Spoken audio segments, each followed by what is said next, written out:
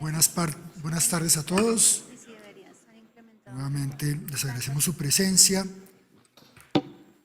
Tenemos un panel de lujo para abordar un tema muy interesante, que son los nuevos horizontes del arbitraje. Nos acompañan la doctora María Angélica Munar, la doctora Catalina Hoyos, el doctor Ramiro Bejarano y el doctor Gustavo Piedrahita, y como moderadora la doctora Alejandra Betancourt. Tienen ustedes el uso de la palabra.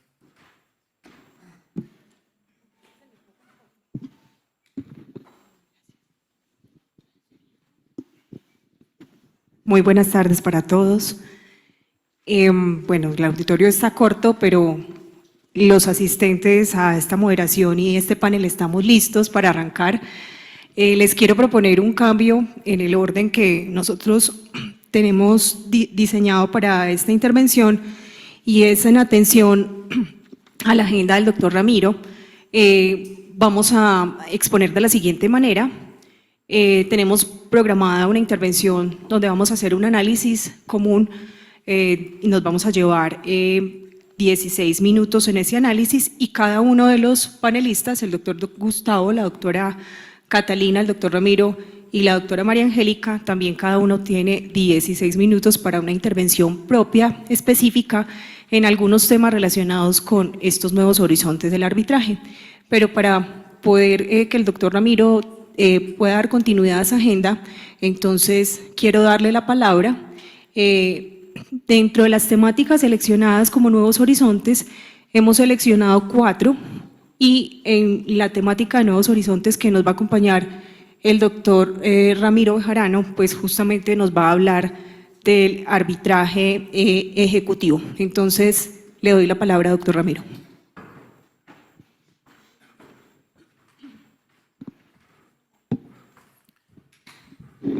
Buenas tardes, muchas gracias por esta invitación.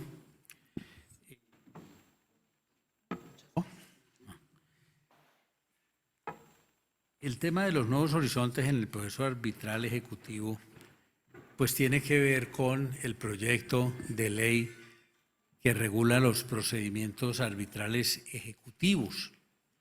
Esa es una vieja quimera que yo personalmente he venido adelantando ya hace más de 20 años, encaminado a crear la posibilidad de que el proceso arbitral no sea solamente para dirimir controversias declarativas, sino también ejecutivas. Hace 25 años era una herejía decir que el arbitraje se podía utilizar para procesos ejecutivos, hasta que vino la Corte Constitucional y dijo que no, y así como se podían dirimir controversias declarativas por la vía arbitral, lo mismo mediante procesos ejecutivos. Y lo que era una herejía se volvió una verdad. Por eso se expidieron 2 leyes creando arbitrajes ejecutivos en procesos ejecutivos hipotecarios de vivienda. La Corte declaró inexequibles esos ensayos o esos experimentos, no porque considerara que no se podía practicar el arbitraje ejecutivo, sino porque consideró que la manera como estaban regulados esos procedimientos eran contrarios al principio de la voluntariedad del arbitraje, porque el deudor llegaba obligado a comparecer a ese proceso arbitral. Eso llevó a que algunos dijeran, es que no se puede hacer arbitraje en el proceso ejecutivo. No, hoy eso es una herejía, lo que antes no era, hoy es una herejía. Hoy sí se puede decir que el arbitraje es viable en los procesos ejecutivos, solo que no tenemos un procedimiento para conducir esas controversias. El proyecto de ley lo discutimos en otra reunión aquí hace un tiempo. Yo fui al Congreso con otros colegas, hicimos algunas observaciones. El doctor Humberto de la Calle Lombana, que ha sido el ponente en el Senado, ha logrado sacar esta ponencia aprobada en la Comisión Primera y va para la comisión, para la plenaria del Senado. Y el proyecto le han hecho algunos ajustes, pero yo me he tomado el trabajo de leerlo con mucho detalle y estoy muy pesimista de que realmente este proyecto pueda salir adelante o que sea el proyecto que realmente nos va a resolver el problema. Lo primero es que este procedimiento arbitral ejecutivo regula un procedimiento para todo aquel acreedor y deudor que quieran someterse a un procedimiento ejecutivo arbitral, con excepción de procesos derivados del tema de financiación hipotecaria de la vivienda de interés social y alguna otra excepción que está prevista en la ley 388. Entonces, ese procedimiento a mí me parece que es equivocado. Yo creo que lo que debería hacerse es un proceso ejecutivo arbitral. Primero, un ensayo.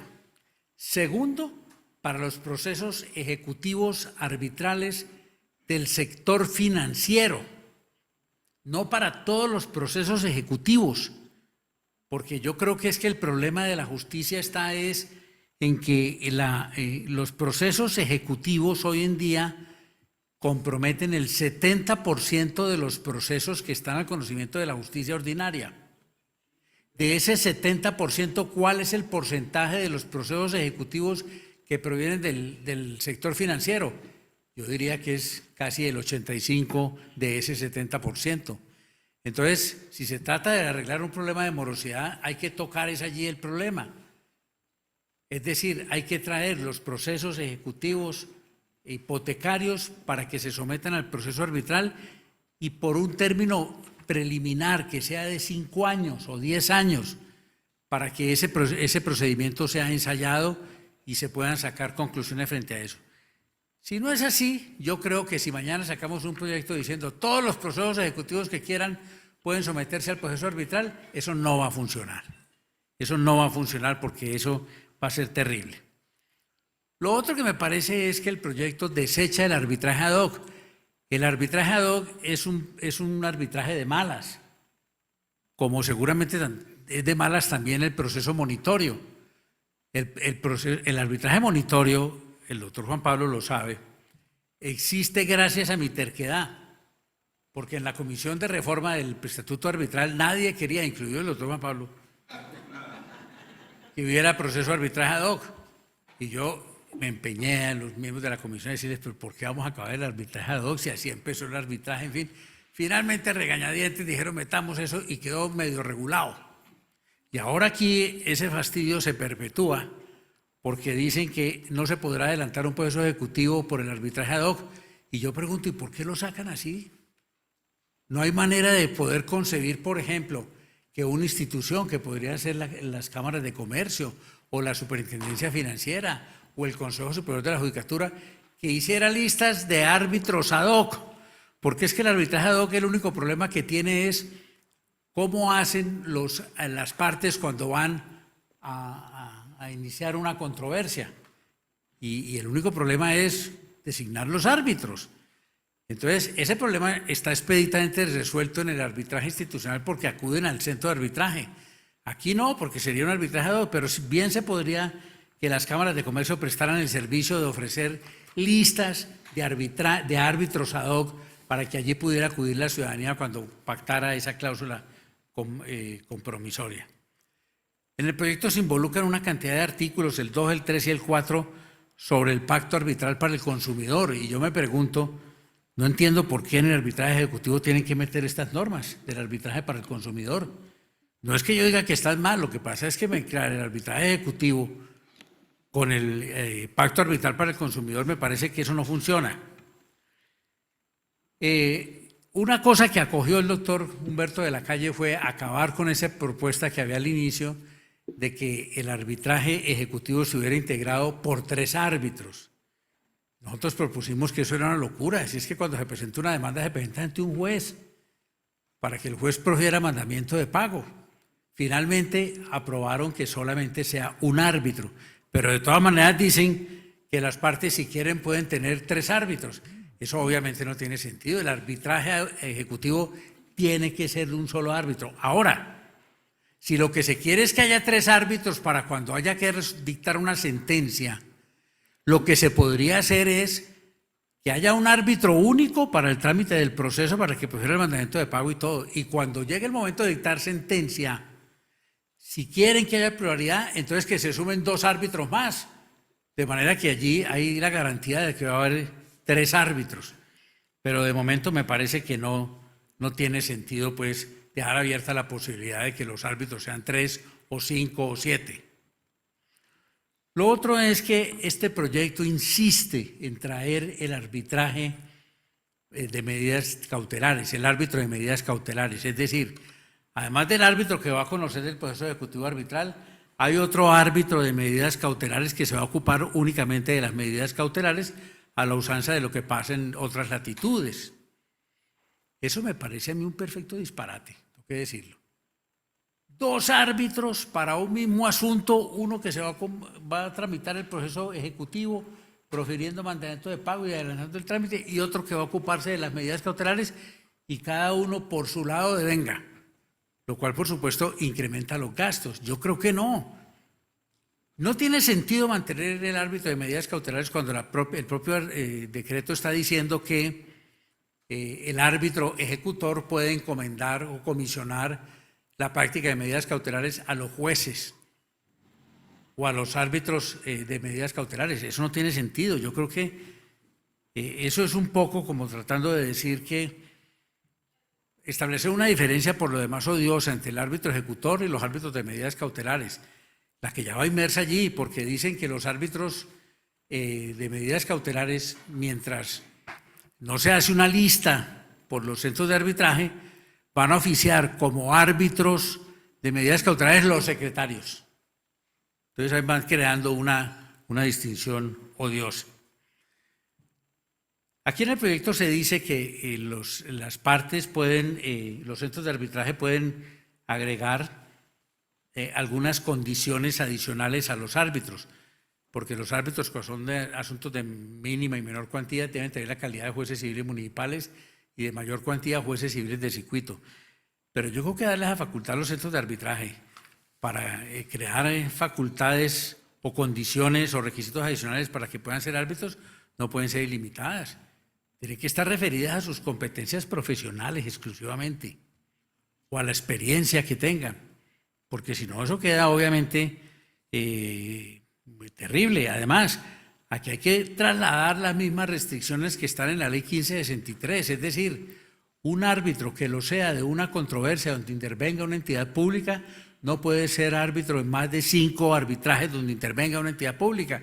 Si eso está para los poderes declarativos, debe repetirse en el proceso ejecutivo. Bien. Lo otro es que se da la facultad de poder de que las partes puedan reformar los reglamentos de los centros de arbitraje para los procesos ejecutivos. Aquí hay que mantener la misma restricción para los procesos declarativos. Esto no puede ser lo mismo cuando se trate de procesos ejecutivos donde intervenga una entidad estatal. Cuando intervenga una entidad estatal, las partes no pueden reformar las propias normas, ni sometérselas de un centro de arbitraje, ni tampoco eso debe ocurrir en los procesos ejecutivos. Y hay unas cosas que vale la pena mencionar. Por ejemplo, yo creo que el proceso esto hay que rediseñarlo, porque hay que buscar primero identificar que la demanda se pueda presentar ante el centro de arbitraje y que ese centro de arbitraje designe por sorteo a uno de sus árbitros. Obviamente habrá que haber hecho el consentimiento informado para que no haya duda de que el deudor estuvo de acuerdo en el proceso arbitral. Y que ese árbitro profiera el mandamiento de pago. Proferido el mandamiento de pago, entonces viene la notificación a la parte demandada y luego sí la instalación. Instalación que implicará obviamente si quiere nombrar un secretario o no, y además que se fijen esos honorarios. Pero es que hay que tener en cuenta lo siguiente: si se presenta una demanda ejecutiva ante un arbitraje donde haya pacto arbitral y presentada la demanda y notificado el demandado no formula excepciones, ¿cuál es el camino? Dictar un auto que no es susceptible de ningún recurso que ordene seguir adelante la ejecución. Entonces, ¿para qué arbitraje en esa circunstancia? Si con la presentación de la demanda y notificado el demandado del mandamiento de pago, no formula ningún reparo, no tiene por qué haber arbitraje, eso no tiene ningún sentido. Lo que yo creo que en ese caso lo que debe hacer el árbitro que estaba esperando que hubiera un proceso, es decir, pues no hubo contención aquí, en consecuencia, váyase esto a la justicia ordinaria para que adelante la ejecución respectiva, porque no tiene sentido continuar ese proceso arbitral ante él. Lo otro es que me parece que hay que hacer unos ajustes en el término de duración del proceso, porque aquí se dice que el proceso debe durar unos meses después de que se haya agotado la primera audiencia. Y francamente eso se ve bastante confuso. Yo creo que lo que debe hacerse es que una vez se reciba la demanda, el árbitro designado profiera un auto asumiendo competencia, profiriendo mandamiento de pago si es viable y fijando los honorarios y gastos. Eso es lo que debería ocurrir. El árbitro designado por el centro de arbitraje profiere esas providencias. Y algo que tiene que mirar este proyecto es que establece la misma cosa que está en el artículo 430, que está prácticamente derogado por decisión de la Corte Suprema de Justicia. Ese artículo dice que solamente por la vía del recurso de reposición se pueden controvertir los defectos de existencia del título ejecutivo. Esa norma, la Corte Suprema de Justicia, en reiteradas providencias de tutela, ha dicho que no, que esa facultad del juez de revisar hasta el final los requisitos del título ejecutivo no las pierde nunca. Y aquí se repite esa disposición. Eso tiene que morigerarse, más aún en el caso de proceso arbitral. Y voy terminando. Se habla de la ejecución del laudo arbitral y aquí se ve una monstruosidad, que es la siguiente. Aquí se dice que, proferido la sentencia, entonces el juez ordena seguir la ejecución y que la ejecución debe adelantarse ante ese mismo árbitro siempre y cuando se promueva dentro de los 30 días siguientes. Y si no se promueve dentro de los 30 días siguientes, la persona que ya ganó el pleito tiene que ir a formular otra demanda ejecutiva para ejecutar el laudo. Eso no tiene sentido, eso es una barbaridad. Obviamente, de lo que se trata es que el árbitro que profirió el laudo, rechazando las excepciones y ordena que siga adelante la ejecución, debe ser el árbitro que adelante embargos, secuestros y el remate de bienes. Eso no tiene sentido dividir eso.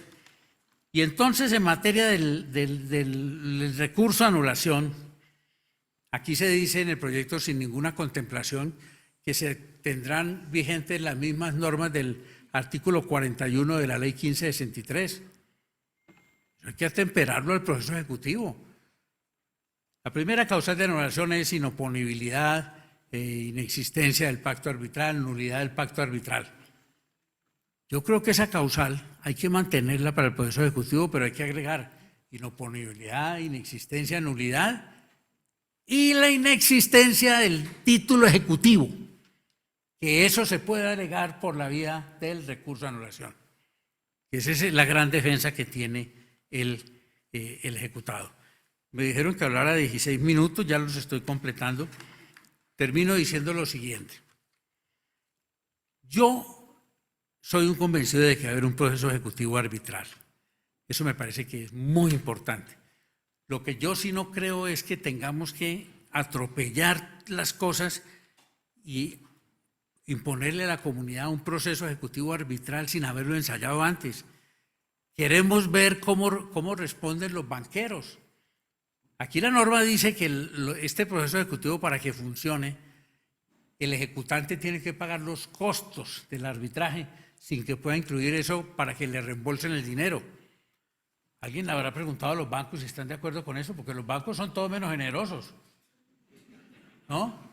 Habría que preguntarle, porque si no, entonces decimos, hagamos un proceso ejecutivo, que paguen los honorarios y los gastos los bancos, y los bancos van a decir, bueno, eso dicen ustedes, nosotros que tenemos la plata decimos no, ¿y en qué queda el proceso ejecutivo? En nada. Yo creo que este proceso ejecutivo es viable, pero a mí me parece que no debemos atropellar la legislación y que debe ensayarse una reglamentación preliminar que sirva de ensayo por ahí 5 o 10 años. Esa es mi propuesta. Muchas gracias.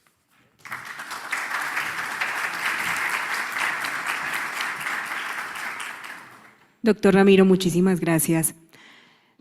Bueno, lo que queremos es, para dar continuidad con los siguientes temas que hemos propuesto como estos nuevos horizontes del arbitraje, mostrarles unas cifras haciendo un análisis previo y a partir de ahí un análisis con un debate inicial para luego continuar con esos otros 3 temas que tenemos preparados para ustedes en esta tarde. Cuando hablamos de… Siguiente, por favor, diapositiva. Cuando hablamos de nuevos horizontes en el arbitraje, vale la pena analizar algunas cifras que nos traen la imagen de cómo estamos en materia de justicia en el país. Nos vamos al estudio pues, más reciente que hay de necesidades jurídicas insatisfechas que fue realizado por la Cámara de Comercio de Bogotá y el Departamento Nacional de Planeación en el año 2016, donde 500.000 empresarios fueron encuestados y se les preguntó acerca de su conocimiento sobre el arbitraje. El 84% desconoce este mecanismo y se les preguntó también qué hacen al momento de resolver un conflicto, pues el 76% acude al arreglo directo. Esto nos muestra que solamente un 0.8% de las personas encuestadas acude al arbitraje. Gracias, muchas gracias. El siguiente estudio, más reciente, es el Doing Business del año 2020. Este estudio nos muestra la facilidad para hacer negocios y frente a él se analiza específicamente la facilidad para realizar apertura de empresas locales y actividades relacionadas con estos. En la clasificación general, nuestro país ocupa el puesto 67 entre 190 economías y un puntaje de 70 sobre 100 puntos. Si nos vamos a la clasificación específica de la efectividad en materia de justicia, tenemos que más o menos se toma 4 años, que son 1.288 días la resolución de un proceso, y eso nos hace ocupar el puesto 70 en justicia en materia civil y el puesto 91 en justicia penal. De esa base se analizaron 113 países. Posteriormente, entonces, viene el informe de litigiosidad en Colombia. El más reciente es del año 2023, publicado en enero del 2023, un estudio realizado por la Corporación Excelencia de la Justicia. Y en ese estudio, pues, la base de habitantes de Colombia para el 2022, que es el año inmediatamente anterior sobre el que se refleja el resultado, estaba en 51.870.000 habitantes. Eso nos da que por cada 100.000 habitantes hay 11.5 jueces y hay un total de 2.166.079 procesos judiciales, lo que también nos lleva a analizar que los egresos por juez son 306 procesos en el año y que comparativamente con el número de procesos judiciales que ingresan y los que salen, pues hay un índice de esos egresos del 41.8%, lo que refleja una congestión del 58.2%. Vuelvo, les digo, estas son cifras del 2023 sobre el año inmediatamente anterior, que es el 2022. Tenemos también el informe del 2023 de litigiosidad de la ANI y de la ANGE en los procesos en los que el Estado es parte. Y aquí quiero que analicemos esta cifra puntual. En el arbitraje nacional, solamente 23 procesos. Las demás cifras son bastante relevantes, pero quiero que enfaticemos en esa cifra porque realmente es importante tener en cuenta pues, que de todos los procesos judiciales que ya vimos, la cifra que representa a nivel nacional, solamente 23 procesos en los que el Estado es parte están relacionados con temas arbitrales. En la siguiente diapositiva podemos observar el informe que nos trae el Ministerio de Justicia y del Derecho sobre los procesos arbitrales nacionales que están registrados en su aplicación del SICAC. Y ese análisis de cifras del número de procesos arbitrales versus los procesos judiciales lo tomamos en relación con el año 2022, que refleja 1.083 casos. Esto representa solo el 0.05%. Y quiero que volvamos a hacer foco en esa cifra, pues porque realmente volvemos a un porcentaje que es bastante inferior comparativamente también con los procesos que nos trae la ANI y la ANGE, que solamente son 23 casos en el año 2022. Hay algo importante y es que en ese comparativo de los 4 años que nos trae el Doing Business de la duración de un proceso judicial, comparativamente con la duración de un arbitraje. En las cifras que están publicadas y que pudimos consultar en las páginas web, encontramos que en el centro de la Cámara de Comercio de Bogotá el proceso arbitral tiene una duración de 10 meses y en las cifras analizadas en la Cámara de Comercio de Medellín está entre 7 y 12 meses de duración. En la siguiente diapositiva, lo que podemos observar son unos planteamientos que queremos proponer esta tarde a partir de estas cifras que acabamos de analizar y queremos presentarle a los panelistas precisamente preguntarles qué opinión les merece el arbitraje como política pública, su efectividad y su eficacia, su incidencia en la administración de justicia y la idoneidad de este mecanismo frente a los trámites tradicionales como son la justicia ordinaria. Entonces queremos abrir el debate, el micrófono está abierto para quien quiera iniciar esta conversación. ¿Quieres arrancar? Vale, pues muchas gracias al Comité Colombiano de Arbitraje por esta invitación y a todo nuestro público y a nuestros copanelistas por este espacio. Cuando lo estábamos preparando, una de las inquietudes que les planteaba en una conversación que sostuvimos es la preocupación que he venido teniendo de la práctica arbitral. Seguramente algunos de ustedes saben que parte de las gestiones que hacemos en el centro de arbitraje pues es hacer algún tipo de incidencia legislativa, hacer seguimiento legislativo a proyectos de ley o acompañar reformas normativas internas o externas que impacten el arbitraje en el país.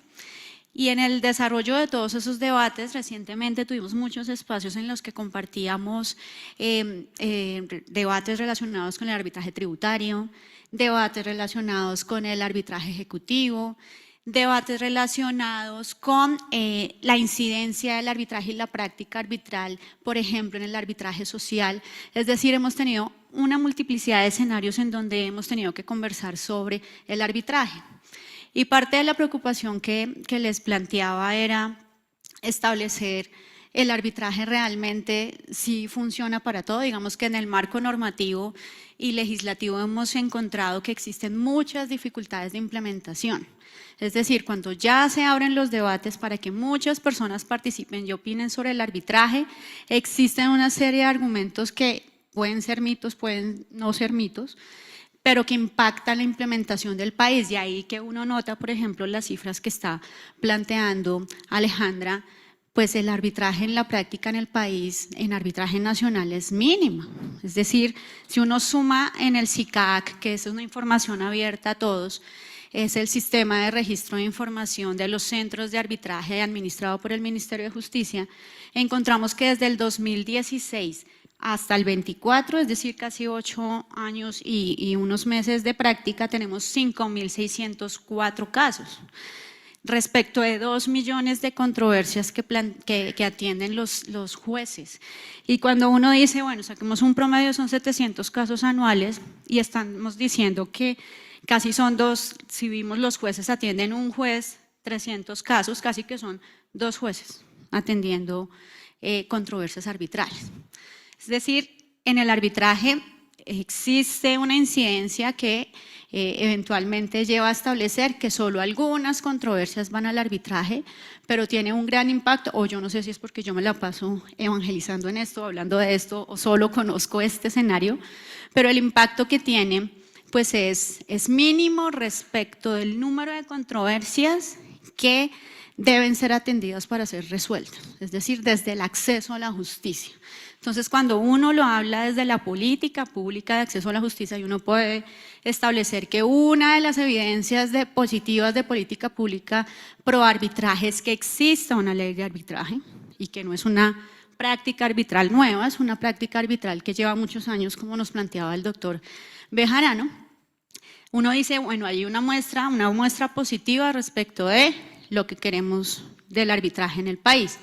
Sin embargo, esta mañana escuchábamos algunos planteamientos que hacían desde el panel de los moscos, dijo la doctora Marcela Castro, sobre algunos llamados en el arbitraje de lo público, y en un evento incluso yo escuchaba en un evento del Instituto Colombiano de Derecho Procesal a propósito de la última sentencia del Consejo de Estado, Por ejemplo, se planteó allí, bueno, entonces transparentemos la conversación, que no exista arbitraje en lo público, si es que no queremos que sea un arbitraje con todos los juguetes, un poco fue la expresión que utilizaron por allí. Y empezamos a sumar, y escucho en otros espacios como el arbitraje tributario, que ya planteado por la rama judicial, que los árbitros no pueden hacer una serie de actividades relacionadas con los actos administrativos en donde uno podría percibir eventualmente que existe ciertos celos, digamos, protección respecto de las facultades de los jueces en comparación con las de los árbitros. Y a mí sí me generó la inquietud de, y entonces nosotros, ¿sobre qué estamos discutiendo? O sea, realmente sí deberíamos pensar en arbitraje tributario, sí deberíamos pensar en arbitraje ejecutivo, sí deberíamos pensar en otra forma de implementación de arbitraje como los que les vamos a contar en otros espacios, en consumo, en otras cosas que estamos haciendo aquí en Bogotá. Y si realmente toda la comunidad arbitral está preparada y abierta a transformar esa visión. Si, por ejemplo, llegase a suceder que el arbitraje estatal dejara de estar, solo el arbitraje de lo privado mantendría una práctica con un volumen tan importante, pues así empezó. Creo que el Estado empezó sumándose en el camino, pero empezó en la práctica de lo particular, entre particulares. Y una de las conclusiones a las que llegué escuchando el foro de hoy es, en últimas, deberían nuevamente ser los particulares llamados a salvar la patria, y creo que en ese ámbito, en el ámbito de lo particular, con el arbitraje sí tendría mucho que hacer. Y si lo vemos desde la perspectiva de acceso a la justicia, creo que tiene todo que hacer.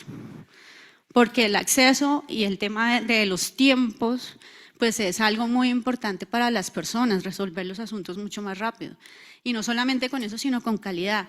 Y extender la práctica arbitral al país, que eso es algo en lo que el Ministerio de Justicia está empezando a trabajar, y extender el conocimiento arbitral, porque también lo que estamos notando nosotros es que al ingresar nuevos trámites de personas que habitualmente no están en la práctica arbitral, pues se traen y se evidencian también, en mi criterio puede ser una afirmación muy fuerte, pero ciertas carencias en la formación jurídica.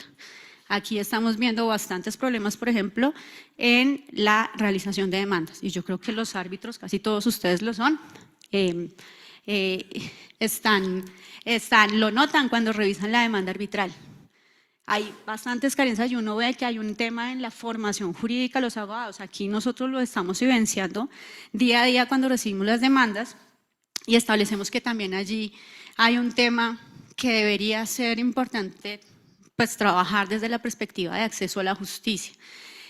Todo esto para decirles y compartir con toda la comunidad arbitral, dado que el doctor Cárdenas me permite estar en estos espacios, que sí es necesario conversar sobre el alcance del arbitraje, la resignificación del arbitraje y la perspectiva que como comunidad le vamos a dar. O sea, hay muchos temas que cuando uno nota, yo por ejemplo me puse a revisar qué quejas tenemos en la Corte Arbitral relacionadas con la práctica del arbitraje, qué comentarios tenemos que nos hacen las partes, por ejemplo, en sus calificaciones. Hay muchos temas también de, oigan, los árbitros tienen que trabajar en un sentido de preparación de audiencias. Esta mañana nos hacían un llamado también desde el arbitraje en lo público. Los secretarios que asumen roles de árbitros. Fíjense que las partes plantean una serie de situaciones que puede ser que para la comunidad pues no se hablen muy de frente, pero sí creo que deben evaluarse. Y sí creo que deben ser necesario abordarlas si queremos que este mecanismo se fortalezca y se amplíe su práctica arbitral. Gustavo. Muy buenas tardes para todos. Iba a decir que yo que tengo el gusto y el honor de trabajar con María Angélica todos los días, les dije que si la dejamos de hablar primero, no nos dejaba hablar después a nosotros. Yo lo que iba a decir es, no sé en qué momento nos equivocamos en el camino y empezamos a determinar que el arbitraje era únicamente para las grandes empresas y que el arbitraje era un mecanismo únicamente al que solo podían llegar ciertas personas, pero que no podíamos llevarlo a otros espacios y a otras personas diferentes. Nosotros hemos tenido la oportunidad, como lo cuenta María Angélica, no solo de oír la voz del cliente, la voz del usuario, el que tiene comentarios, el que tiene un sentimiento y una sensación a partir del arbitraje, sino que también hemos tenido la oportunidad de ir a los barrios, a las zonas de la ciudad, por ejemplo en Bogotá, a Suba, al 20 de julio, a Kennedy, y créanme, la gente no sabe qué es el arbitraje. Y la gente no sabe que en las cámaras de comercio lo hacemos. La gente no sabe que en las cámaras de comercio hacemos conciliación, arrancando por ahí. Nos toca empezar a contarles que aquí hacemos esto y que prestamos este servicio y que ellos también pueden acceder a ello. Y en parte, gracias o en virtud de eso, es que decidimos, pues aprovechemos el arbitraje social y vamos a los consultorios jurídicos. Y así le podemos contar a las personas sin recursos, todos los que pasamos por los consultorios jurídicos en algún momento sabemos quiénes son los que llegan allá, que el arbitraje es un mecanismo que también puede funcionar para resolver ese tipo de conflictividad. Entonces, ese tipo de cosas son las mismas taras que de pronto los mismos usuarios y los mismos operadores le han venido poniendo a un mecanismo que es absolutamente maravilloso, porque las cifras que Alejandra cuenta pues hablan por sí solas. Es decir, la rapidez, la especialidad, la eficiencia con la que se pueda llegar a atender un trámite que va en mucho en comparación con lo que puede atenderse a la justicia ordinaria, pues debió pensarse y debería pensarse que es específicamente para todos, y reitero, no para las grandes empresas, porque básicamente eso es lo que termina convirtiendo una problemática para el arbitraje, así como para los otros mecanismos de resolución de conflictos, y es seguir viéndolos como una competencia a la Administración de Justicia cuando en realidad no lo son. Es un mecanismo que le permite incorporarse a la Administración de Justicia, ya que, como vimos también, las cifras pues son altísimas en un despacho ante un juez. ¿Por qué no utilizar mecanismos distintos? ¿Por qué no ponerle al pequeño empresario, a la persona natural, al empresario mediano y al gran empresario posibilidades para atender o acogerse a mecanismos como estos?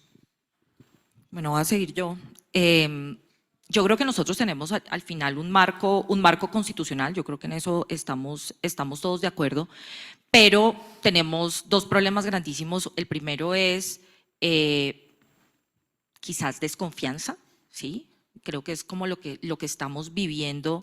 Nosotros los tributaristas lo hemos vivido durante toda nuestra carrera profesional, en la que hemos clamado 1000 veces porque se incluya este y otros mecanismos de resolución de controversias en materia tributaria, y definitivamente no lo hemos logrado y no sé si lo vayamos a lograr, o por lo menos no sé si mi generación. Y por el otro lado, pues también el acceso, porque al final uno debería entender la Administración de Justicia como un sistema en el que estamos todos. Nosotros no entramos a competir como decía hace un momento Gustavo, o sea, deberíamos concebir esto como un sistema, y en ese sistema pues tenemos que estar interconectados: empresas, estudiantes, facultades de derecho, consultorios jurídicos, centros de arbitraje, empresas de Legal Tech. Ahora hay unos emprendimientos en Legal Tech en arbitraje bien interesantes. Tenemos el modelo de, pues yo no sé si estará funcionando también, pero la Cámara de Comercio de Chile, el Centro de Arbitraje de la Cámara de Comercio de Chile hace un par de años se ganó un premio por haber hecho una plataforma de Legal Tech de pequeñas causas en materia de resolución de conflictos de protección al consumidor, que son pequeñas causas y eso se resuelven los conflictos con inteligencia artificial. Y bueno, todo esto tiene que estar absolutamente interconectado y entre todos tenemos que trabajar porque verdaderamente entendamos que esto es un sistema y que todos tenemos que participar para que ese sistema funcione. Hace un par de años, a propósito de un emprendimiento de Legal Tech que yo también he venido liderando, estuvimos revisando una cantidad de cuál era la percepción de la gente frente a la Administración de Justicia, y nos topamos con una encuesta del DANE en la que mucha gente, o sea, el 20% de los encuestados decía que ellos la resolución de sus conflictos se los dejaban a esto, alguien lo arreglará, esto también pasará, habrá una justicia divina que arregle esto, pero yo no tengo una manera. Y otro porcentaje altísimo le parecía muy difícil el acceso a la justicia. O sea, decía, pues sí, yo puedo tener razón, puede que yo tenga ese derecho, pero ¿qué hago?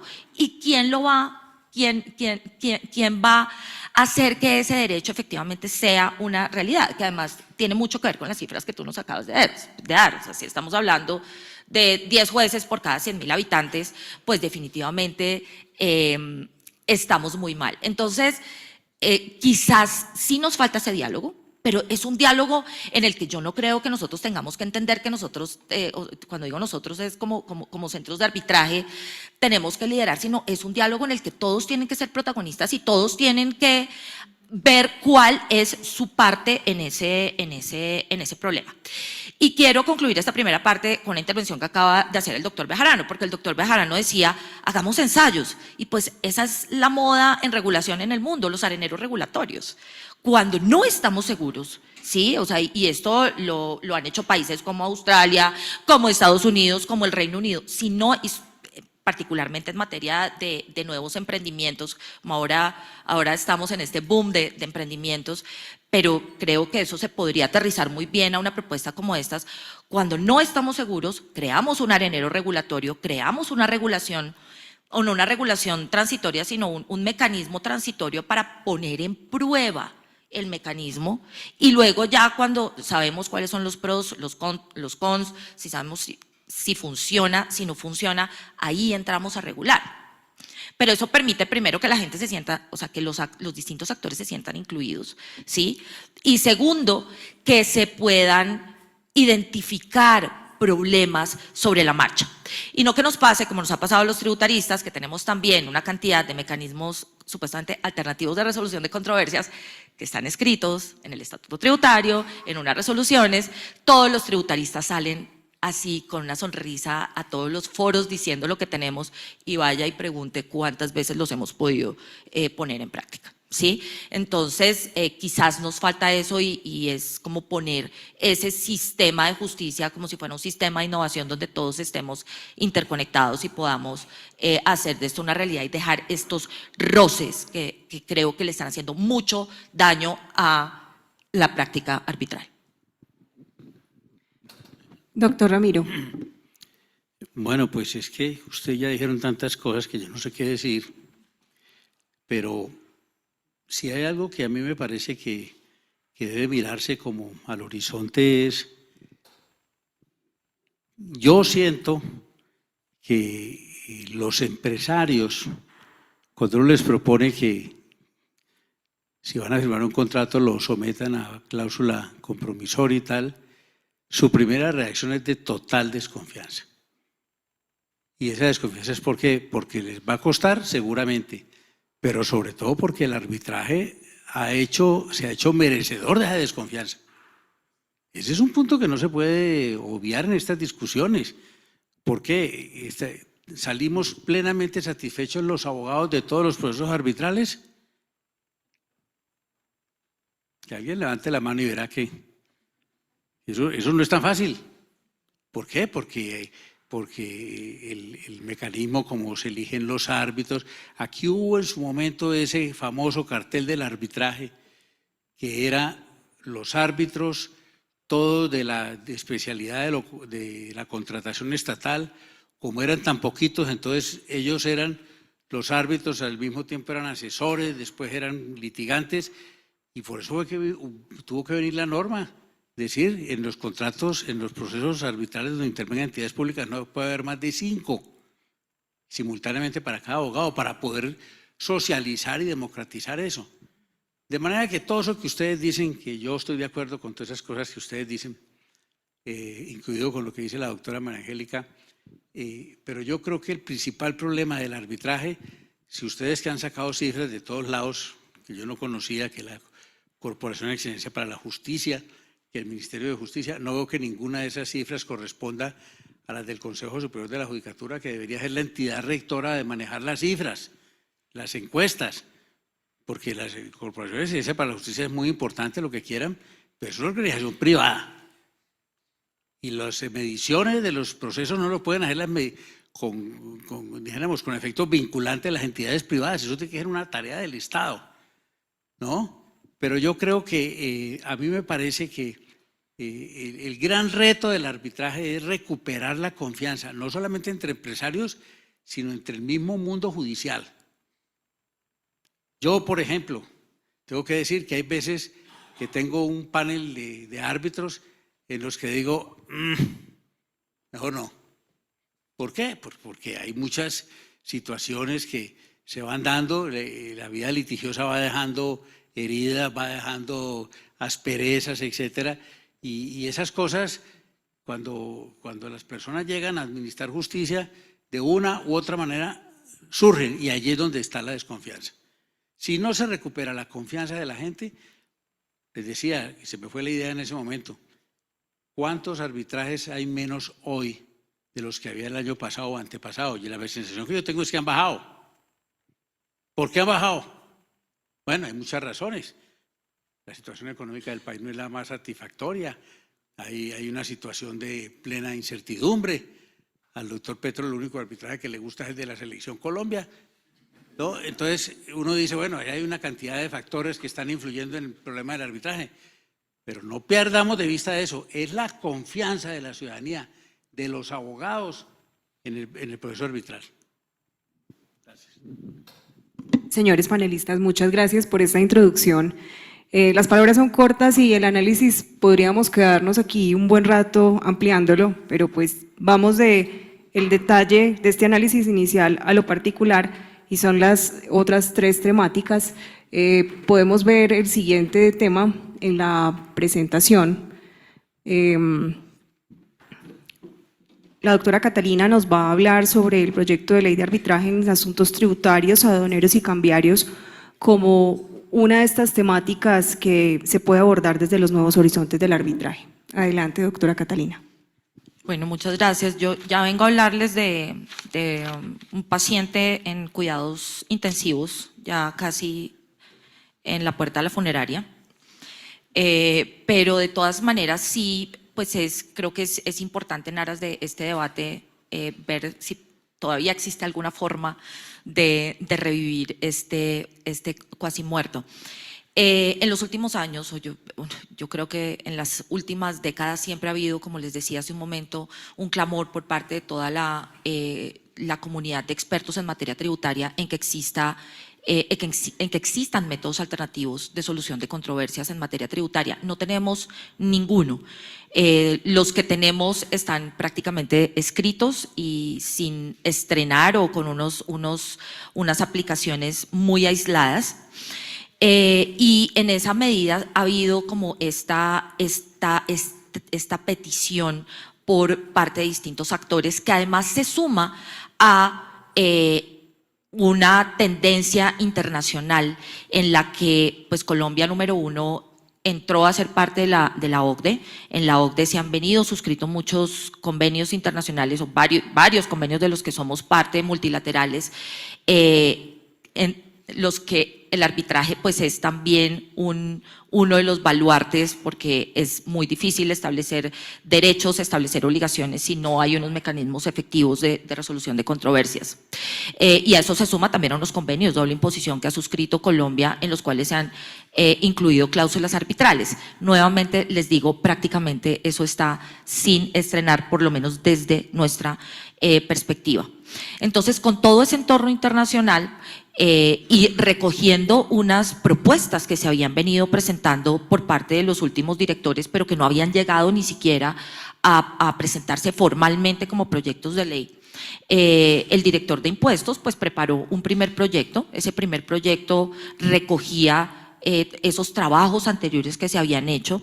Era un proyecto bien interesante, era un proyecto en el cual el arbitraje tributario quedaba con muchas similitudes al arbitraje de inversión. Entonces, desde la ley se le hacía una oferta de pacto arbitral a los administrados, y los administrados tenían que aceptar esa oferta con la presentación de una demanda ante el centro de arbitraje correspondiente. Se establecían regulaciones en materia de cuáles eran los centros de arbitraje. Entonces se decía, mire, usted primero busque la jurisdicción en la cual se expidió el acto administrativo de liquidación, siempre y cuando ese centro de arbitraje haya adecuado sus procedimientos, siempre y cuando tenga unas listas de árbitros, pero luego y además pues establecían, digamos, que otros mecanismos que hacían, digamos, que el arbitraje en materia tributaria asequible. Se establecían que todos los costos del arbitraje los tenía que tener el administrado, por ejemplo. temiendo que la administración no quisiera, pero los costos del arbitraje son altos y las disputas tributarias pues tienden a ser también, o por lo menos las que llegan a la jurisdicción, muchas, particularmente las que tienen que ver con precios de transferencia, o sea, con líos entre multinacionales, suelen ser bastante altas. Entonces se le trasladaban todos los costos del arbitraje al administrado y, en fin, digamos que tenía unas regulaciones como precisas y como acordes de pronto que requerían algunas precisiones, pero que estaban muy bien. Luego, en algún momento, pues no gustó la oferta de pacto arbitral por parte del legislador, entonces se cambió por completo el proyecto, que es el último que conocimos.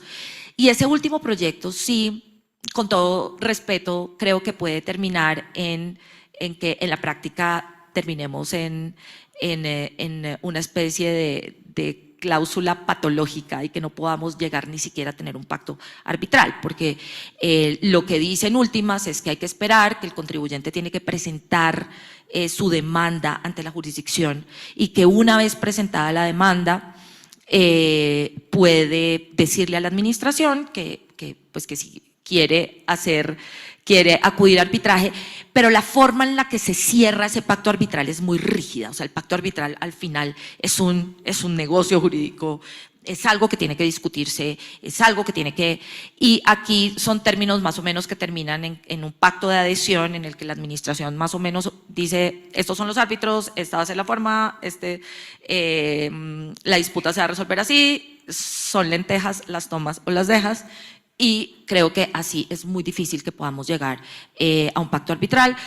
También hay muchas regulaciones que no sé por qué se dejan en cabeza del director de impuestos, o sea, prácticamente la regulación arbitral en materia tributaria, la mayoría de los aspectos se le deja al director de impuestos y uno dice, bueno, pues tú eres el administrador de impuestos, esto no es un tema tuyo, ¿sí? Entonces el proyecto sí o sea, su calidad decayó, pues se fue por el abismo prácticamente, pero en todo caso queda la esperanza de que entre todos podamos discutirlo y revivirlo. De todas maneras hay unos puntos críticos. Número uno, pues quiénes van a ser los árbitros, ¿sí? Porque esa ha sido como una discusión que han tenido las cámaras de comercio. A mí me parece que realmente ese no es, pues los árbitros obviamente tienen que estar integrados por listas de expertos en tributario, pero yo creo que los expertos en otras materias también los vamos a necesitar, porque es que el derecho tributario afecta transversalmente todas las áreas del derecho. Entonces, normalmente uno tiene controversias. Hace poco yo le comentaba al doctor Cárdenas, hace poco uno de los laudos arbitrales famosos que fue entre las compañías de telecomunicaciones, ¿sí? Bueno, pues fue un laudo que prácticamente lo que hizo fue decir cómo debía cumplirse una de las cláusulas contractuales que en los contratos de concesión de comunicaciones. Eso era todo. Había una controversia sobre cómo se iba a cumplir una cláusula de reversión. Ninguna de las partes había dicho que no la cumplía. Lo que no sabían era cómo cumplirla y el tribunal arbitral dijo, esto se va a cumplir así. Pero resulta que en materia tributaria nosotros tenemos una norma que dice que las sentencias y los laudos, las condenas por sentencias y laudos no son deducibles. Entonces, sentémonos y expliquémosle a la DIAN, sí, mira, lo que pasa es que pues ahí dice condénase, pero realmente estas decisiones pueden ser declarativas, pueden ser de condena, pueden ser constitutivas y la norma se está refiriendo a las condenas. No, qué pena, pero es que ahí comienza diciendo condenas. Sí, pero es que es una fórmula magistral que aparece en todos los laudos arbitrales, ¿sí? Entonces uno dice, en una discusión de esas, pues qué maravilla tener una persona que no sea un tributarista, que no sea un experto necesariamente en estas materias y que pueda entrar a dar su visión en ese tema. Muchas controversias de fusiones, de adquisiciones.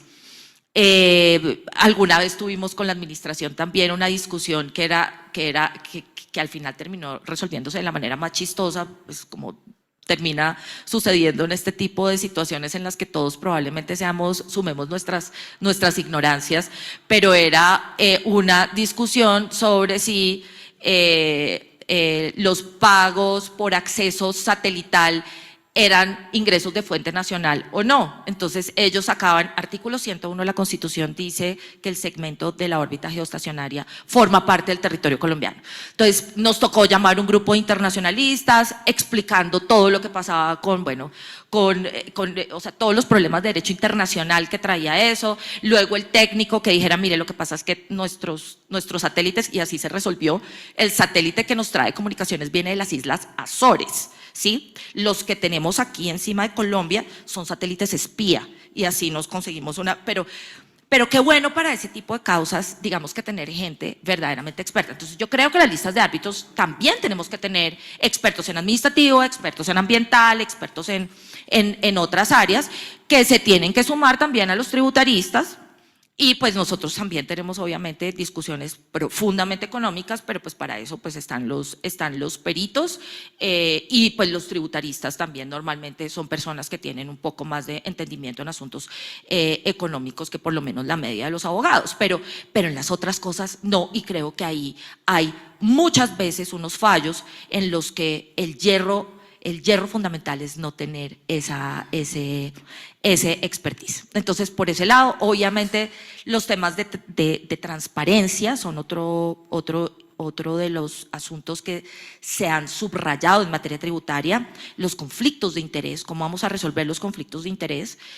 Yo al principio creía que debíamos tener unas reglas más estrictas, de pronto traernos las reglas de IVA sobre conflictos de interés en arbitraje internacional y de pronto incorporarlas a la regulación, pero pues la verdad es que aquí los conflictos pueden ser iguales que en cualquier arbitraje público, esa es la verdad. Alguien decía, bueno, pero si usted ya sabe cuál es la posición de un árbitro, y pues yo pienso y digo, pues eso es lo que nos pasa a los tributaristas siempre. Resulta que tenemos una discusión y el Consejo de Estado sienta una posición, detrás de eso vienen 500 procesos y ya ni siquiera a veces los jueces tienen el tiempo para sentarse y mirar si hay algún elemento diferente, algún elemento diferenciador en ese proceso, sino que comienzan a reiterar y reiterar y reiterar jurisprudencia. Entonces, pues realmente el problema también lo tenemos con la jurisdicción, entonces pues ahí, pero pues ese ha sido uno de los asuntos. Y por supuesto los costos del arbitraje, porque pues los costos son altos y la administración de impuestos dice que no debería tener o que a veces no tienen los recursos, pero pues cada vez más las administraciones tributarias tienen que profesionalizarse. Las administraciones tributarias deben ser como empresas donde finalmente el contribuyente es su cliente y también tienen obviamente que recaudar con unos criterios de vámonos de tú a tú y hagamos de esto un mecanismo con mucha altura. Yo creo que esos son como los elementos principales del arbitraje tributario y bueno, ojalá que podamos sacarlo adelante. Muchas gracias. Gracias, doctora Catalina. Gustavo nos va a conversar acerca del arbitraje en materia de consumo. El siguiente slide, por favor. Y justamente, pues lo que queremos es que nos comparta esa experiencia y ese nuevo horizonte que propone esta materia. Sí, muchas gracias. Y si el anterior era un paciente en la funeraria, fue que dijo, a punto de morirse, este es uno que está a punto de nacer, yo creo, tengo fe y esperanza de que así sea. Y quiero arrancar señalando algo, y es que la iniciativa de nosotros en el Centro de Arbitraje, que aquí María Angélica, que me acompaña a todas estas batallas, pues es ampliar la perspectiva del arbitraje y llevarlo a muchos más frentes y muchos más espacios. Claramente el derecho administrativo, el derecho comercial, pues eso siempre van a estar presentes, pero han nacido un montón de frentes en el derecho comercial o en lo que tiene que ver con la función propia del empresario, del comerciante, que nos obliga a nosotros también a estar dispuestos y a poner a disposición de todas estas plataformas de mecanismos de resolución de controversias, y uno de ellos tiene que ser específicamente el tema del consumo. Y nosotros creo que fue en el año 2020 cuando estábamos, recuerdo que estrenando la virtualidad en las reuniones, empezamos a desarrollar desde el centro un montón de mesas de trabajo donde lo que buscábamos era de qué manera llevamos los nuevos temas, o más bien los mecanismos de solución de controversia, específicamente el arbitraje en ese momento, a todos los distintos y nuevos aspectos. Entonces hicimos mesas en tributario, mesas en penal, mesas en laboral, un montón de mesas que nos permitían buscar cómo llevamos esos mecanismos a los nuevos campos y a las nuevas ramas del derecho. Y claramente el consumo era una iniciativa que se nos había quedado pendiente era una especie de tema que teníamos por abordar. Y yo recuerdo que en plena pandemia también compré una bicicleta, y esto viene de una historia tan particular como esta. Compré una bicicleta en Falabella, invitada a pautar, doctor Cárdenas Falabella, al próximo congreso, y me llegó la bicicleta y la armaron y no sé qué, y la bicicleta la saqué y la primera salida se me pinchó. Y llamé, no, venga, me la cambian o me la arreglan, no sé, pues está recién, ¿cómo va a pinchar tan rápido?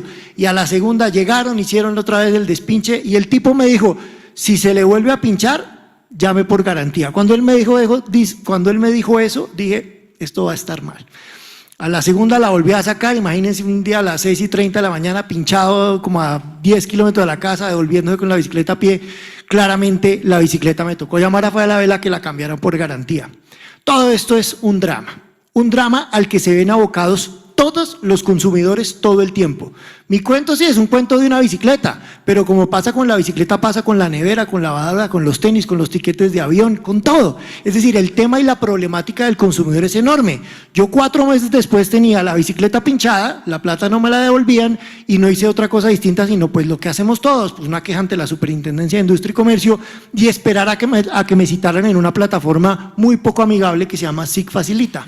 Cuando yo me vi en toda esta situación, dije, oiga, no, entonces tenemos que hacer algo. O sea, esto no se puede quedar. O sea, si esa es mi historia, ¿cómo serán todos los otros? Es decir, ¿cómo serán todas las personas que en realidad, pues sí, lo mío es una bicicleta, yo no dormía de la ira que me daba la bicicleta y el Falabella, pues, yo era el menor de sus problemas. Todo esto nos lleva a acudir a la Superintendencia de Industria y Comercio en su momento y contarles esta problemática, y la Superintendencia nos dio unas cifras reveladoras. Mire, así como usted, hay 45.000. Y hay 45.000 casos en este momento completamente congestionados porque no tenemos la capacidad de hacerlo. Y nos pusimos con María Angélica en 1 año y medio más o menos de mesas de trabajo todos los jueves en la mañana con la delegada de consumidor, con la delegada de asuntos jurisdiccionales, y nos establecimos un mecanismo para solucionar controversias en arbitraje en la problemática del consumo. Una vaina súper elaborada, estábamos súper optimistas, y sale el 10 de junio del 2022 una sentencia del Consejo de Estado. Cuando ya teníamos eso montado, ya no nos faltaba sino publicarlo en la página y ya estábamos empezando a hablar del tema, y la sentencia del Consejo de Estado decía: es imposible pactar una cláusula compromisoria en contratos de adhesión, ya que la libre voluntad del consumidor está limitada o afectada. Al día siguiente recibimos una comunicación de la Superintendencia de Industria y Comercio donde daban por terminado el convenio. O sea, ni siquiera dieron el debate, no quisieron, nosotros teníamos, pero esto tiene una solución, conversémoslo, hablemoslo. Imagínense esto. Llegamos nuevamente a la Superintendencia a decir, venga, ¿y por qué no intentamos entonces otro mecanismo distinto? Si no es el arbitraje, porque dice esto en la sentencia, pues busquemos un mecanismo como mediación. Y empezamos a trabajar con la Superintendencia hace más o menos 1 año en cómo derivar esas controversias a la mediación. Y sale después la otra sentencia que nos soluciona un poquitico la vida, que es la sentencia de la Corte Suprema de Justicia del año 2023. Inversiones Reynoso contra BBVA Seguros, que trata de dilucidar esta problemática desde 2 puntos. El primero de ellos, posibilidad de que las partes del negocio jurídico acepten la cláusula compromisoria expresa o tácitamente, algo que de cierta manera ya en el estatuto arbitral se señalaba, en el artículo 3, ¿cierto? Ya se señalaba un poco y se había un poquitico saltado se daba un poquito por sentada esa controversia, pero además de eso, fíjense lo interesante que la sentencia, la Corte hace una alusión a la ley modelo de la Comisión de las Naciones Unidas, donde dice lo siguiente, y simplemente me permito leerlo: la referencia hecha en un contrato a un documento que contenga una cláusula compromisoria constituye un acuerdo de arbitraje por escrito, siempre que dicha referencia implique que esa cláusula forma parte de ese contrato. Entonces, esos 2 elementos, tanto la del artículo 3 del estatuto arbitral como esta que acabo de señalar, permitía que la Corte diera por lo menos un paso afirmativo sobre ese punto, un poco tratando también de desconocer o de controvertir más que desconocer lo dicho por el Consejo de Estado. Y después ya el punto que claramente abre el panorama, la posibilidad de estipular cláusulas compromisorias en los contratos de adhesión, y la Corte es enfática en señalar, venga, esto no es de abusivo nada, no tiene de abusivo porque cuando es abusivo es porque usted está poniendo en perjuicio al consumidor. ¿Y de qué manera pudiera uno pensar que lo está poniendo en perjuicio? Es decir, el panorama está abierto, por eso dije, si usted lo estaba acompañando a la funeraria, yo creo que nosotros lo vamos a acompañar a la clínica a nacer, porque yo sí creo que el consumo tiene que tener un campo abierto en los mecanismos. Hace un par de domingos, seguramente algunos de ustedes también lo leyeron, cuando en uno de los confidenciales del Tiempo decía que la superintendencia detenía la radicación de demandas porque no podía recibir más, estaba colapsado y no podía recibir más. Entonces la pregunta es, entonces los consumidores, los de la bicicleta, los de la nevera, los de los tenis, ¿qué hacemos? ¿Nos tenemos que quedar quietos y no podemos hacer absolutamente nada? Pues aquí hay un campo por explorar. Por eso nosotros vamos a seguir siendo enfáticos en abrir la posibilidad desde la mediación, desde la conciliación e incluso desde el arbitraje, porque no podemos hablar que no se puede cuando claramente están las bases para hacerlo. Y esta semana precisamente tenemos un nuevo round con la Superintendencia de Industria y Comercio en la que buscamos finalmente darle a ese bebé la palmadita para que empiece a llorar. Gracias, Gustavo. María Angélica también nos va a contar cuál ha sido la experiencia sobre estas novedades y nuevas experiencias en materia de arbitraje desde el centro de la Cámara de Comercio de Bogotá, el Centro de Arbitraje. Gracias, prometo no demorarme porque yo hablo mucho. A propósito de lo que les contó Gustavo, nosotros siempre hemos creído que es posible que en arbitraje de consumo se pacte el arbitraje. Digamos que la estructura del 1829 del decreto era una forma de hacer el arbitraje de consumo, pero no era necesariamente el arbitraje de consumo. Sin embargo, pues esa discusión no hemos podido decantarla y no hemos podido tener alianzas que nos permitan poner en marcha el arbitraje en ese ámbito. Sin embargo, nosotros sí nos quedamos con ese pálpito y a partir de allí hemos venido estructurando una iniciativa planteada a partir de las garantías mobiliarias. Y fíjense que en garantía mobiliaria, ley 1676 del 2013, que no arrancó con muchos casos, es algo que tramitan, incluso tienen a cargo los centros de arbitraje, las cámaras de comercio en específico, y no arrancó con muchos casos. Y más o menos como en el 21, creo, el año pasado, empezaron a generarse muchas controversias. Esas son administradas desde el área de conciliación en el centro. Y ya se nos llama la atención por parte de los mismos usuarios, oiga, ustedes ahí tienen arbitraje, ustedes tienen ahí arbitraje. Muchos de ustedes seguramente conocen a Diana Talero, ella siempre nos ha insistido, ahí hay arbitraje, ahí hay arbitraje. Nosotros en realidad no le hemos puesto mucha atención al arbitraje en garantía mobiliaria, pero fíjense que los mismos usuarios, y contestando un poco lo que planteaba el doctor Bejarano, con las entidades financieras pues sí hay un interés y sí estarían dispuestas a pagar, no mucho. Ya no consideremos que van a ser arbitrajes tope 1000 salarios mínimos por cada árbitro, esa no va a ser el estándar necesariamente. Es un estándar completamente distinto con unas actuaciones específicas que tendrían que hacer los árbitros en el marco de la garantía inmobiliaria. Y de hecho está en 3 tipos de procedimiento, en pago directo, en ejecución de la garantía mobiliaria y en la aprehensión de los bienes en temas de restitución por leasing. Yo estoy entendiendo ese universo porque déjenme decirle que es bastante técnico. Es algo en lo que ya el área de la ventaja aquí es que la información la tengo al lado, o bueno, a unas calles, a unas cuadras. La maneja también personas del centro de arbitraje. Entonces lo que hemos estado haciendo es una interacción entre las dos áreas para entender el flujo de la garantía mobiliaria y todo lo que implica el pago directo, la aprehensión de bienes y la ejecución de la garantía mobiliaria con la articulación del arbitraje, que estaría dado básicamente para 2 temas. Uno, la decisión de objeciones dentro de cada uno de esos trámites. Y 2, la aprehensión, la emisión de órdenes de aprehensión de bienes que está establecido que lo pueden hacer vía arbitraje, tanto en la 1676 como en su decreto reglamentario. Esa es la estructura en la que nosotros venimos trabajando y fíjense que eso es solo también cláusulas en contratos de consumo porque son garantías otorgadas por entidades financieras.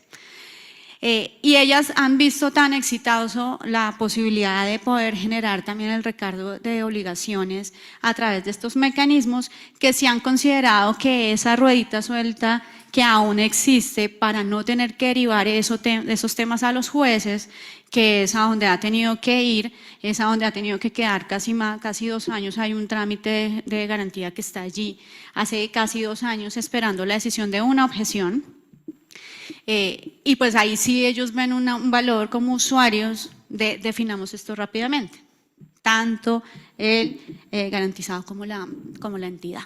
Entonces fíjense que hay un escenario de actuación que próximamente va a empezar a pilotear el centro de arbitraje, lo vamos a empezar vía piloto, vamos a ver cómo sucede. Existe interés del sector financiero en probarlo, pero pues ya ha avanzado, digamos, en unas fases de mediación, ya ha avanzado en unas fases desde lo que las funciones propias de las cámaras de comercio en garantías mobiliarias.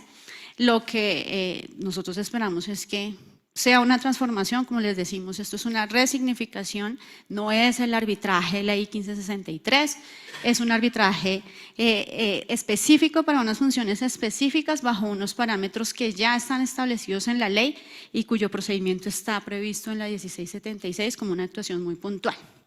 Ahí, ese es el análisis que estamos realizando y digamos que ya la estructuración como tal de unas cláusulas compromisorias que pues necesariamente tendrán que suscribirse por las partes y pues claramente pues en este tema de garantías, contrario a lo que uno piensa que son solo vehículos, hay muchísimos temas de garantías en maquinaria, es impresionante el mercado que hay allí en temas de maquinarias, incluso en temas de acciones, en temas de otro tipo de títulos que son mobiliarios y es un mercado absolutamente enorme que queremos empezar a abordar bajo una lógica distinta del arbitraje.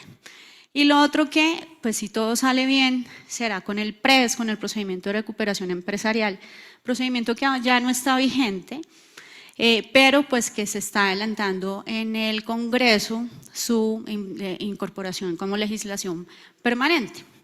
Y allí en el PRES también se dejó establecido que los árbitros se pueden pronunciar para resolver objeciones o controversias relacionados con el acuerdo que se suscriban entre el deudor y los acreedores, pero también para hacer la validación del acuerdo, es decir, extender los efectos a acreedores disidentes o ausentes. Entonces fíjense que aquí ya se incorpora toda la lógica de la insolvencia. Y de hecho, la OCDE tiene como buena práctica esa posibilidad para que los árbitros también adelanten los trámites de insolvencia. Eso lo hemos venido haciendo a través del PRES vía mediación, que es por donde se canalizó esa posibilidad de adelantar el trámite en los centros, pero ahí también existe la posibilidad de llevar a un árbitro. Y también fue así que durante su práctica se emitieron 11 laudos arbitrales relacionados con los PRES en Medellín, en Cali, en Bucaramanga y en Armenia. Aquí en Bogotá el tema de la exigencia del pacto arbitral y la aceptación expresa fue un estándar muy alto que en ese momento no se acreditó en los trámites que se adelantaron en Bogotá. Sin embargo, fíjense que si hay muy buena experiencia en Medellín, hay muy buena experiencia en Cali, en otras regiones en donde se adelantaron este tipo de trámites y básicamente los laudos allí lo que hicieron fue extender los efectos del acuerdo que se alcanzó a través del procedimiento de recuperación empresarial a acreedores disidentes, incluso algunos ausentes, que voluntariamente se adhirieron al pacto arbitral. Entonces aquí fíjense que había una labor muy interesante que es algo que incluso se planteó en la reforma del artículo 117 de la 1563, arbitraje social, en donde se incorporaba como una obligación al conciliador para promover la constitución de pactos arbitrales en audiencias fracasadas. Esa era como una interacción del mecanismo. Aquí en mediación, en este procedimiento de recuperación empresarial, pues la idea es que el deudor, si lo quiere, cuando plantea su fórmula de acuerdo, incorpore el pacto arbitral y así sucedió muchas veces.